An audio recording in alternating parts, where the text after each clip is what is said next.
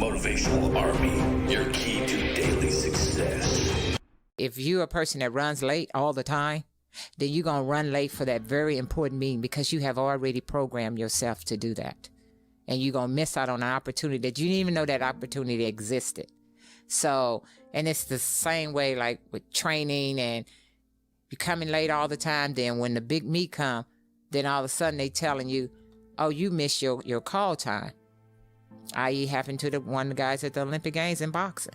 Wow. You know, and you've done all this work, and that one habit that you just didn't pay attention to, because you lose, right? Because you lose sight of you listening to your own clippings that you're so great, and sometimes we get a pass.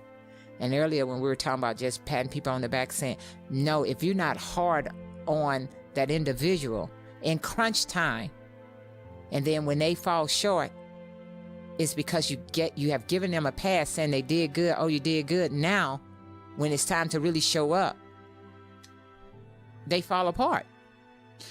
You said something in an interview that struck me, and it was your husband is also your coach, or was your coach, and he was notoriously a very difficult person to work with.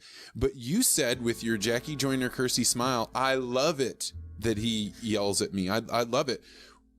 You wouldn't accept just anybody yelling at you. Why was him yelling at you something that was okay, or something you loved? Because I think sometimes the yelling is misconstrued, and his yelling is more motivational. Is that he knows that I could do X, Y, Z. So it was just like I'm talking to my niece one time, and she's young. She only know Uncle Bobby as fuzzy loving, and they go, Auntie, why is he yelling at you? He's not yelling, really.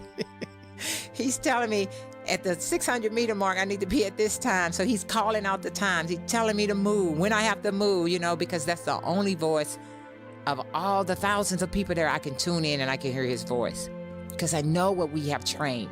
And I know sometimes that I'm a little hard-headed, but I need that type of motivation. He found a way to give you signal through the noise, and for everybody else, it sounded like noise. Exactly. I have a similar experience. My mentor is a 99-year-old man that grew up as an orphan, and he's a brilliant man, and when everybody meets him, they love him. They're like, he's so sweet, he's so kind, but when it's just me and him, like, it's like relentless, you know, like it's, and I wouldn't have it any other way. Right. But if somebody watched the two of us interacting, they would think, why do you do this? Like, why do you subject yourself to it? And I'm like, because there's no one else that will do this for me. And if I thought for 1 second that he did not have my best intention, then it would be different. Exactly.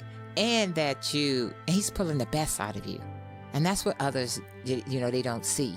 Is that this is the way to pull the best out of me, because I know you have much more to give. Because if I let you continue to go, then when you run up with someone of equal talent, then they're going to beat you. And then I'm going to feel like I felt at my job making sure that you were ready. So I'm not going to tell you all the things you want to hear. I'm going to tell you the things that you need to hear so we can get it done. And that's how it is, because I'd rather you be crying with me then all of a sudden you fall short, then the whole public see you crying.